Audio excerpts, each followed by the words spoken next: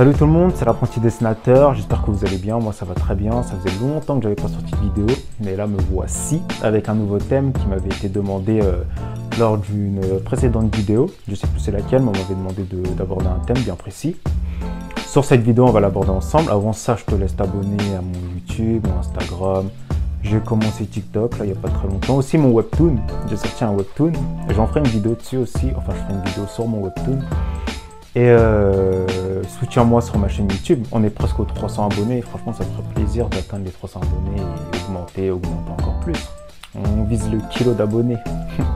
Alors vu que le thème de cette vidéo ça sera sur les calques, déjà qu'est-ce que c'est qu'un calque? Je ne te parle pas du calque traditionnel où tu prends une feuille et tu recopies le dessin, ce qu'il y a en dessous.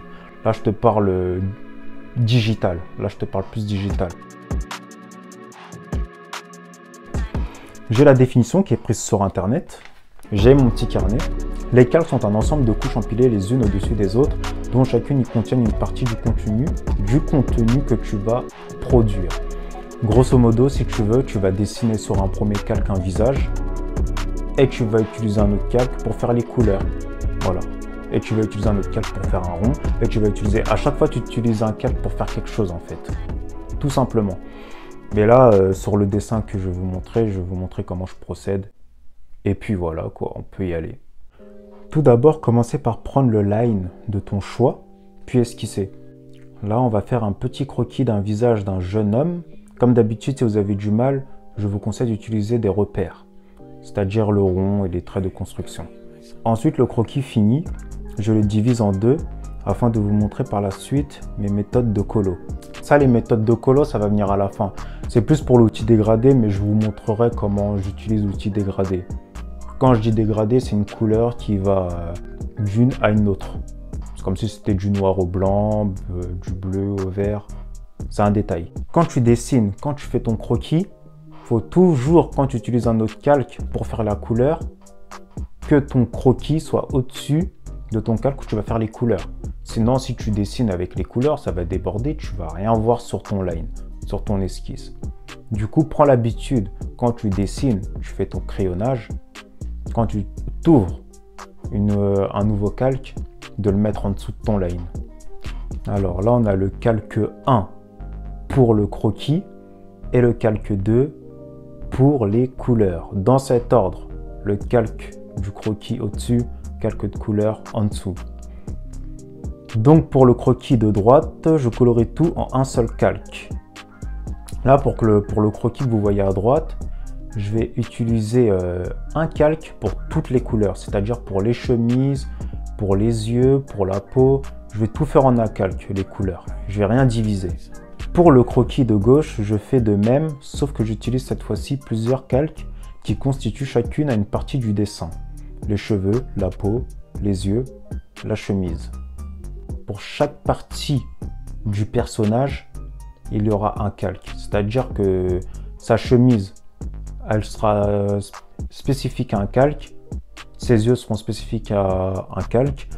Pareil pour les cheveux, ça sera toujours comme ça. C'est ça la différence entre le calque de gauche et de droite. Alors que l'autre, c'est un calque pour toutes les couleurs. Je peux ensuite, pour le croquis de droite, colorier les différentes parties du personnage, toujours sur le même calque. Sauf que le calque de gauche, j'utilise plusieurs calques pour chaque partie du personnage, pour les couleurs. Et l'autre, une seule couleur pour tout l'ensemble. Bon, je me suis répété plusieurs fois, mais c'est vraiment pour que vous compreniez. Ensuite, ne pas mettre le calque de couleur au-dessus de celui du croquis, sinon tu déborderas aussi les traits de ton croquis. Ça, je me répète, j'ai déjà dit tout à l'heure. Ensuite, une fois que mes couleurs sont bonnes, je passe à l'ombrage. Une fois que mes couleurs elles sont mises des deux côtés, là, de droite et gauche, je peux passer aux ombrages. Comment je procède pour les ombrages? Eh bien, tu vas voir.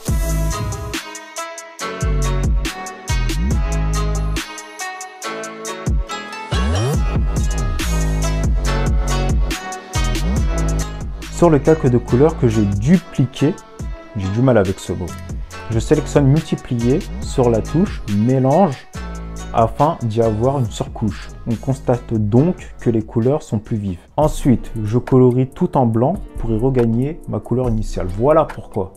Tu as une surcouche, tes couleurs sont plus vives, tu repeins tout en blanc. Et une fois que tout est peint en blanc, tu vas pouvoir passer aux ombres. Car en procédant ainsi, je peux, grâce à l'outil multiplier, ombrer tout le dessin d'une seule couleur sans avoir à le changer en fonction des aplats de couleurs que j'ai de base. Je m'explique, ça veut dire que sur ton personnage, par exemple les cheveux sont en jaune, si tu veux ombrer une couleur jaune, tu vas prendre du jaune un petit peu plus foncé, je sais pas, tu vas prendre du jaune un peu orange ou du jaune un peu gris.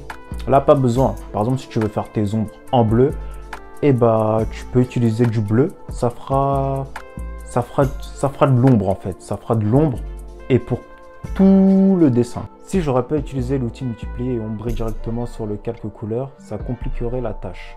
Ça aurait été plus compliqué. Franchement, l'outil multiplier, ça provoque une surcouche et quand tu peins tout en blanc, tu peux repasser après avec une couleur ou un petit peu d'ombre, un peu de gris.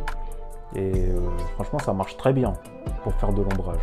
Je te conseille aussi de mettre une légère couleur aux ombres, comme ça, grâce à l'outil teinte, saturation, luminosité, tu pourras changer la couleur de tes ombres, ce qui s'assemble le mieux à tes aplats de base.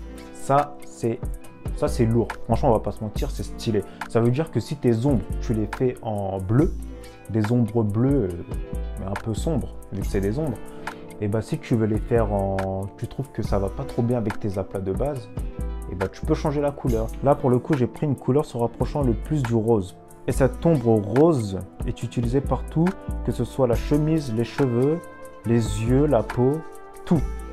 Comme j'ai dit tout à l'heure, c'est un calque unifié. Voilà, après je dis unifié, je sais pas si ça se dit, mais voilà. C'est une précision. Du coup, retiens seulement que pour le dessin de droite, ce sont bien des couleurs unies en un seul calque. Et c'est pareil pour les ombres. À l'inverse du dessin de gauche, où chaque couleur contient chacun un calque à part. J'utilise toujours pour les ombres une couleur rose. Le but, c'est d'essayer de faire des ombres à peu près pareilles, enfin similaires à celui de droite. Puis, on a enfin deux dessins qui sont quasiment pareils.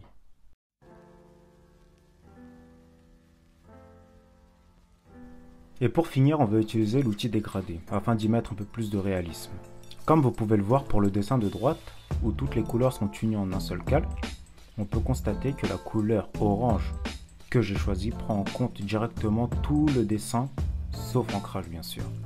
Contrairement au dessin de gauche où je vais pouvoir utiliser un dégradé à part pour chaque aplat déjà posé, c'est-à-dire pour chaque couleur que j'ai posée, c'est-à-dire les cheveux, la chemise, la peau et même les yeux.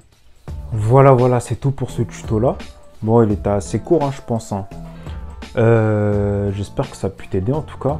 N'oublie pas qu'en tout cas, quand tu utilises tes calques, il faut que le calque où tu esquisses ou que tu encres, il faut toujours qu'il soit au-dessus que tes calques de couleur et d'ombre. Et ton calque d'ombre, forcément, est au-dessus de ton calque de couleur, vu que c'est les ombres, ça va au-dessus les ombres. Et aussi l'outil dégradé qui peut être un plus, hein, si tu veux faire de beaux dégradés, une couleur qui va à une autre. En tout cas, j'essaie de t'expliquer du mieux que je pouvais. Et comme d'habitude, abonne-toi à mon webtoon, Instagram, TikTok. Et maintenant, il y a tout. Je suis partout. Sauf Twitter et Facebook. Mais surtout à mon webtoon. Hein.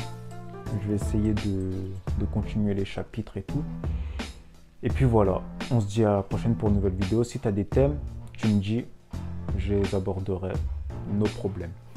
À très bientôt. C'était l'apprenti dessinateur.